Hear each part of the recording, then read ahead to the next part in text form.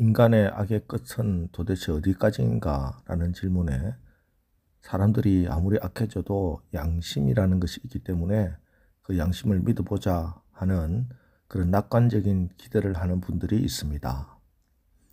하지만 인간의 이런 기대가 헛된 기대였다 하는 사실을 우린 역사를 통해서 잘 깨닫습니다.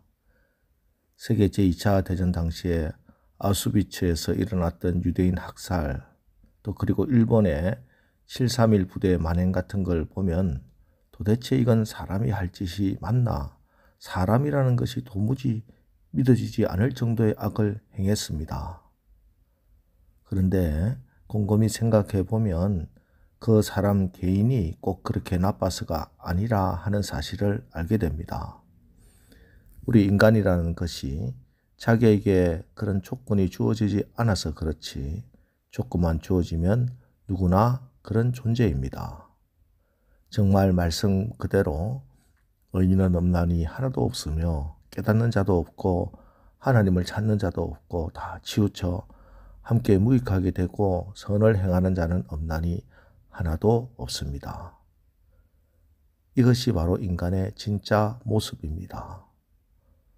그래서 우리 인간 안에는 구원의 소망이 1도 없는 것입니다.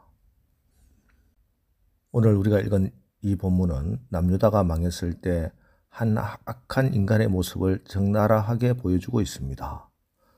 바빌론 느부갓네살은 많은 포로를 바빌론으로 끌고 갑니다.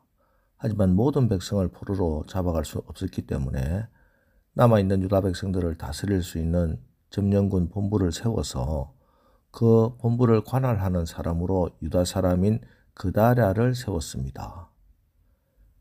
예레미야는 이때 그다랴를 중심으로 남아있는 유다 백성들과 함께 미스바의 부흥, 사무엘 때의 미스바로부터 시작했던 하나님 나라의 부흥을 갈망하고 소망하고 있었습니다.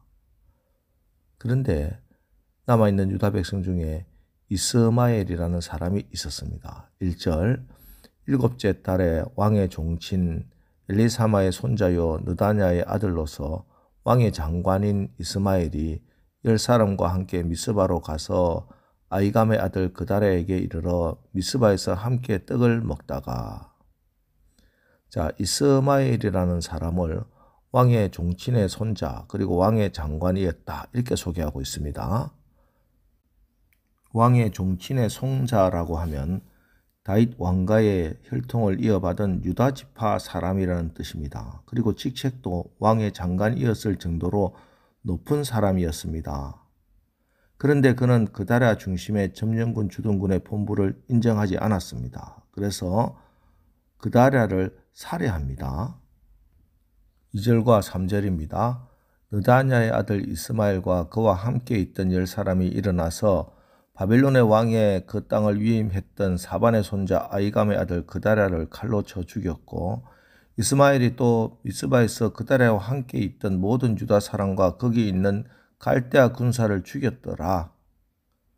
어제 40장에서 군대 장관들이 이스마엘을 경계하라고 했지만 순수한 마음으로 모든 사람을 포용했던 그다랴가 결국 이렇게 이스마엘에게 암살을 당하고 맙니다.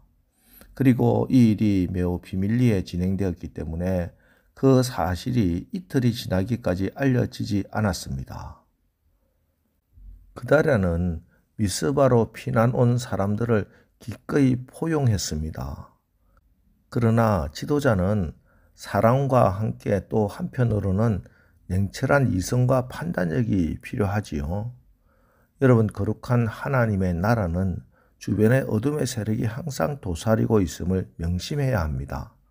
하나님의 나라는 항상 원수들의 시기와 모략이 있기 때문에 지도자는 특별히 경계하는 마음이 있어야 합니다. 그렇지 않으면 순수한 마음이라 할지라도 하나님 나라의 세움에 커다란 위기를 맞이하게 됩니다. 그다랴로 말미암아 미스바에서 회복의 기회를 맞이했던 유다 공동체는 심각한 위기에 직면하게 되었습니다.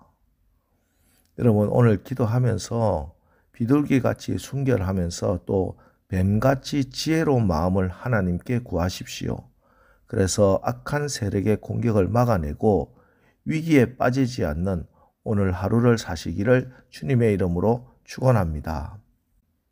그럼 이스마엘이 왜 이런 짓을 했는가?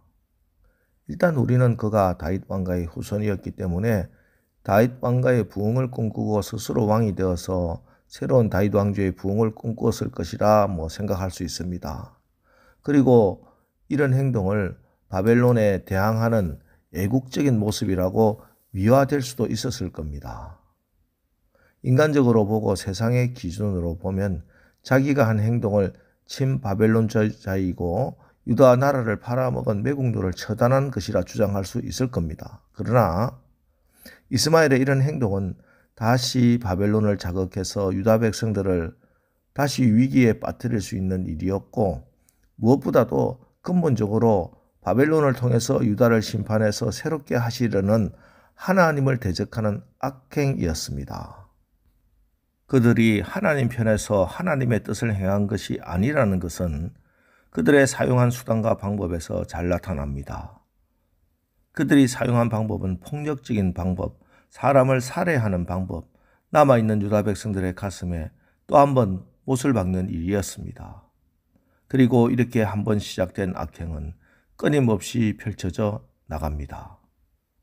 80여 명의 사람들이 하나님의 성전이 불탔다는 말을 듣고 하나님의 성전에 순례하기 위해서 올라왔습니다. 그런데 그들에게 그다랴를 살해한 일이 발각될까 그 80여 명 중에 70명을 죽여 구덩이에 묻어버리는 무지막지한 살인 행각을 벌입니다. 지금 남유다에 남아있는 사람들은 영적으로는 에레미야와 함께 한마음이 되어서 미스바에서 새롭게 영적 부흥을 꿈꾸기 시작하는 중이었고, 또 정치적으로는 그다랴를 중심으로 하나가 되어서 비록 나라는 망했지만 하나님의 나라는 망하지 않았다는 소망을 가지고 새롭게 출발하고 있던 중이었습니다. 그러면 다윗 왕가의 혈통을 이어받았고 왕의 장관이었던 이스마엘이 해야 하는 행동은 하나님 앞에 회개해야만 옳았습니다.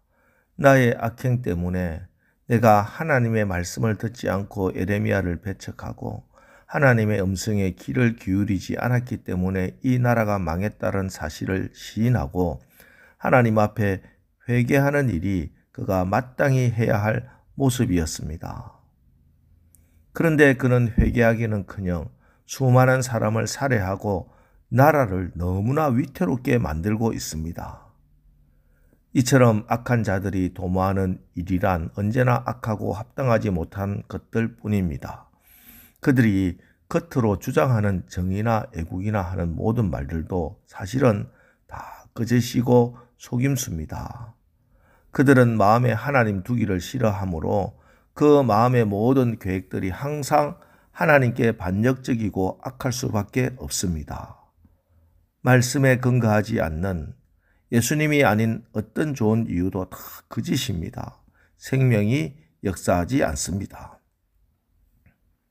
우리가 교회 안에서 신앙생활 하면서 마음에 늘 새겨야 할 것이 있다면 우리의 말과 생각과 행동의 판단의 기준이 내가 아니라 하나님의 말씀에 입각해서 하나님의 뜻인가 아닌가를 분별해야 합니다. 로마서 8장 5절 6절 육신을 따르는 자는 육신의 말을 영을 따르는 자는 영의 일을 생각하나니 육신의 생각은 사망이요 영의 생각은 생명과 평안이니라. 옳은 생각이라고 다 영의 생각은 아닙니다. 아무리 옳은 생각이라고 해도 그 속에 예수 그리스도가 계시지 아니하고 그리스도 예수의 영이 함께하지 않는다면 그것은 결국 육신의 생각입니다. 그리스도 예수 안에 있는 옳은 생각과 일이어야만이 생명과 평안입니다. 그리스도 예수가 없는 하나님 말씀이 아닌 옳은 육의 생각은 그렇지 못한 육의 생각과 똑같이 사망의 역사를 일으킨다는 것을 분명히 믿고 오늘 하루도 우리가 참으로 하나님의 말씀의 기준 위에서 예수님 안에서 하나님의 뜻을 분별하고 순종하여 여러분 가운데 생명의 역사, 부흥의 역사가 일어나기를 주님의 이름으로 축원합니다. 기도하겠습니다. 하나님, 우리의 삶의 현장에서 일어나는 모든 일을 우리가 다 이해하지는 못합니다. 그러나 내가 주님을 신뢰하는 믿음으로 주신 말씀을 붙들고 기도할 때 우리 하나님께서 성령으로 우리에게 비둘기같이 순결하며 또 뱀같이 지혜로운 마음을 주셔서 악의 세력의 공격을 분별하고 위기에 빠지지 않고 환난을 벗어나 근심이 없는 하루하루를 살게 인도하옵소서. 늘 예수 안에서 말씀 위에서 든든히 서가는 우리의 삶이 되게 축복하여 주옵소서. 예수님의 이름으로 기도합니다. 아멘.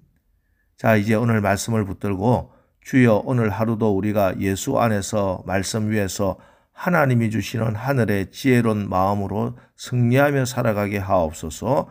우리 합심해서 기도하고 나가겠습니다. 우리 기도하겠습니다.